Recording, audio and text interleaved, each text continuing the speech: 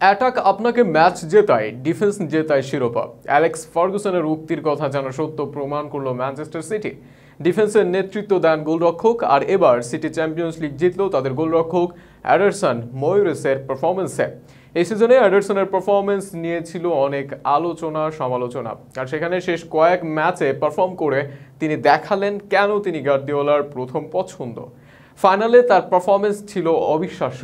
এডারসনের final ম্যাচের performance নিয়ে বিস্তারিত থাকছে প্রতিবেদনে। অসাধারণ, খুব সম্ভবত এই শব্দটা কম হয়ে যাবে এডারসনের চ্যাম্পিয়ন্স লিগ ফাইনালের পারফরমেন্সের। আর্জেন্টিনার বিশ্বকাপ জয়ে লিওনেল মেসির পর একটি বড় ভূমিকা ছিল এমিলিয়ানো মার্টিনেজের। এবার ম্যানচেস্টার সিটির হয়ে চ্যাম্পিয়ন্স লিগে জয়ে যেন মার্টিনেজকে মনে করিয়ে দিলেন সিটি গোলরক্ষক। ম্যাচটা সিটি জিতেছে 1-0 গোলে। সেখানে রদ্রির গোলটাকে হয়তো মনে রাখবে অনেকে, কিন্তু ফলাফল 1-0-তে রাখার পিছনে বড় ভূমিকা ছিল সিটি গোলরক্ষক এডারসনের। নয়তো 90 মিনিটে কখনোই জয় নিয়ে মাঠ ছাড়তে পারত না সিটিজেনরা। 90 মিনিটে 5টি সেভ, যার মধ্যে একটি ডাইভিং সেভ। 8 বার রিকভারি করেছেন, বলে টাচ করেছেন 40 বার, রেটিং 7.8। এই পরিসংখ্যানটি ম্যান সিটির ব্রাজিলিয়ান গোলরক্ষক এডারসনের পারফরমেন্স। কিন্তু পরিসংখ্যান কি তার ম্যাচের সবটুকু তুলে ধরতে পারে? 73 মিনিটে সামনে থেকে হেড দেন ইন্টার মিলানের স্ট্রাইকার রোমেলো লুকাকুর সেই শট অনেকের জন্য ফেরানোর ছিল অসম্ভব, কিন্তু এডারসন সেটিও নিজের পা দিয়ে ফিরিয়ে দেন। এর আগে এডারসন গোল বঞ্চিত করেন এই সিজনে দুর্দান্ত ফর্মে থাকা লাউতারো মার্টিনেজকে।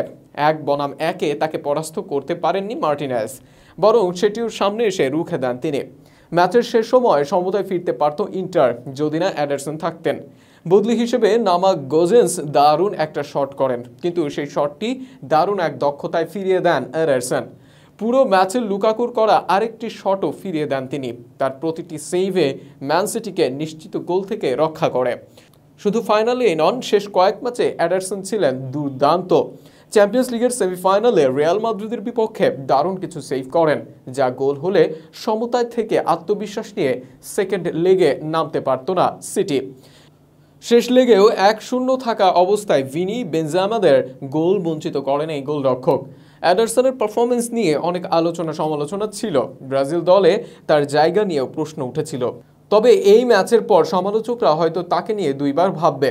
এই ম্যাচের পর আবারও গোলরক্ষকের ম্যাজিক চেয়ারে অ্যালিসন এডারসনকে নিয়ে আলোচনা হবে, আর সেখানে হয়তো কোচের পছন্দে এডারসন আসতে পারেন ব্রাজিলের মূল একাদশে। তবে এডারসনের ওপর সমর্থকরা চাইবে এই পারফরমেন্স জাতীয় দলে ধরে রাখতে, কেননা ব্রাজিলের জার্সিতে এখনও তেমন কোনো অর্জন নেই এই গোলরক্ষকের। কোপা আমেরিকা ও বিশ্বকাপে নিজের সেরা ছন্দে ছিলেন না, তাই তো আগামী দিনের মূল একাদশে সুযোগ পেলে এমন এডারসনকেই চাইবেন সমর্থকেরা।